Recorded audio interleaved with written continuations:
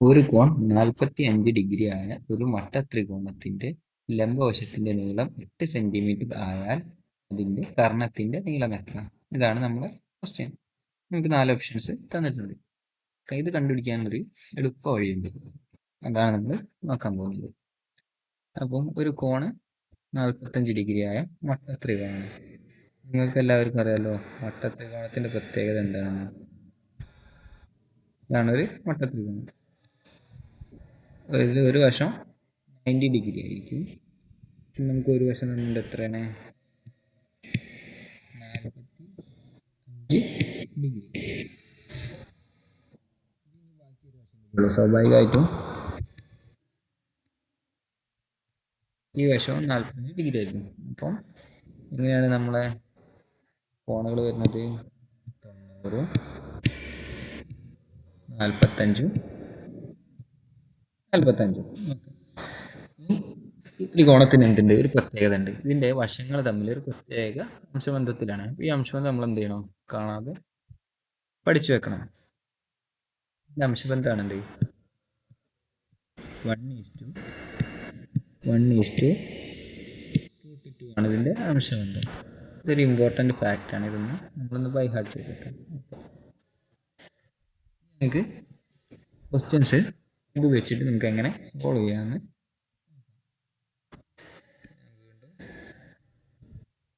വലുതാക്കി വരയ്ക്കുന്നു. ഇവിടെ 90 ഡിഗ്രി, ഇവിടെ 45 ഡിഗ്രി, ഇവിടെയും 45 ഡിഗ്രി. അപ്പോൾ 45 ഡിഗ്രിൻ്റെ ഓപ്പോസിറ്റ് നമുക്ക് 1 എഴുതാം. ഈ 45 ഡിഗ്രിൻ്റെ ഓപ്പോസിറ്റ് വശത്ത് നമ്മൾ 1 എഴുതാം. ഈ 90 വരുന്നതിൻ്റെ ഓപ്പോസിറ്റ് വശത്ത് നമ്മൾ എന്ത് ചെയ്യുക? എഴുതുക. ഓക്കെ, ഇങ്ങനെയാണ് ത്രികോണത്തിൻ്റെ അംശബന്ധങ്ങൾ വരുന്നത്. ക്വസ്റ്റ്യൻ എന്തെന്നിട്ട് ഒരു വശത്തിൻ്റെ ലംബവശത്തിൻ്റെ നീളം 8 സെന്റിമീറ്റർ. ഇതാണ് ലംബവശം. ഈ വശം ഇവിടെയാണ് ലംബവശം. ഇത് എത്രയാണ് തന്നിട്ടുണ്ട്? 8 സെന്റിമീറ്റർ ആണ് തന്നിട്ടുണ്ട്. ഓക്കെ, ഇനി ബാക്കിയുള്ള വശങ്ങളാണ് ചോദിക്കുന്നത്. അതിൻ്റെ കർണം എന്ന് പറഞ്ഞാൽ √2 വരുന്ന ഭാഗത്ത് എത്ര ആയിരിക്കും? ഓക്കെ, ഈ 1 ഉള്ളത് ഇവിടെ 8 സെന്റിമീറ്റർ ആണെങ്കിൽ ഇതിന് നേരെ ഓപ്പോസിറ്റ് ഇവിടെ 1 അല്ലേ, ഇവിടെ എത്ര ആയിരിക്കും? 8 സെന്റിമീറ്റർ ആയിരിക്കും.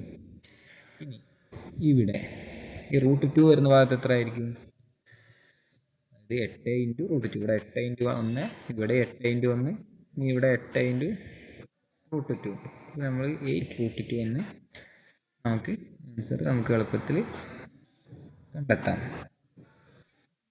അതായത് ഈ അംശബന്ധത്തിനെ ഒരു സൈഡ് കൊണ്ട് നമുക്കൊന്ന് ജസ്റ്റ് മൾട്ടിപ്ലൈ ചെയ്താൽ മതി. നമുക്ക് തന്നു ഒരു വശം 1ൻ്റെ സ്ഥാനത്ത് 8 ആണ് വരുന്നത്. ഈ 8 ഇൻറ്റു 1 ആണെന്ന് 8. അടുത്ത വശം എത്ര ആയിരിക്കും? 8 ഇൻറ്റു 1 വീണ്ടും 8. അടുത്ത വശം എത്ര ആയിരിക്കും? 8 ഇൻറ്റു √2. ഈ രീതിയിലായിരിക്കും അതിൻ്റെ സൈഡുകൾ വരുന്നത്.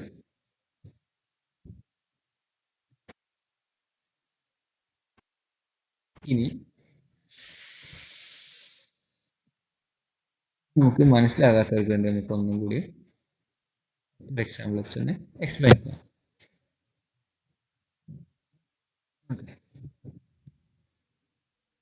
ഇതാണ് നമ്മളെ മട്ടത്രികോണം.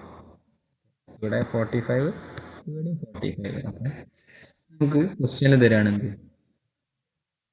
വശം ഇവിടെ 2 ആണ്. ഇവിടെ 2 ആണെങ്കിൽ സ്വാഭാവികമായിട്ടും ഇവിടെ 45 അല്ല, 45 ഓപ്പോസിറ്റ് 2 ആണെങ്കിൽ 45ൻ്റെ ഓപ്പോസിറ്റ് ഇവിടെ 2. ഇവിടെ എത്ര ആയിരിക്കും? വേറൊരു ക്വസ്റ്റ്യൻ നോക്കാം നമുക്ക്. 90, ഇവിടെ 45, ഇവിടെ 45. ഇത് റേഷ്യോ നമുക്കറിയാം 1:1:. നമുക്ക് പാദവശത്തുണ്ട്. പാദവശം നമുക്കൊരു 3 സെന്റിമീറ്റർ തന്നെ നോക്കാം. ഈ 1ൻ്റെ 3 സെന്റിമീറ്റർ ആണെങ്കിൽ ഈ 45ൻ്റെ ഓപ്പോസിറ്റുള്ള സൈഡായി ഈ 1ൻ്റെ സ്ഥാനത്ത് എത്ര വരും? 3 സെന്റിമീറ്റർ. അങ്ങനെയാണെങ്കിൽ ഈ കർണം എന്ന് പറയുന്ന ഭാഗം എത്രയാണ്? 3 ഇൻറ്റു √2. അപ്പം 3 √2. ഈ രീതിയിൽ നിങ്ങൾക്ക് മട്ടത്രികോണത്തിൻ്റെ ക്വസ്റ്റ്യൻസ് നമുക്ക് എളുപ്പത്തിൽ സോൾവ് ചെയ്യാം.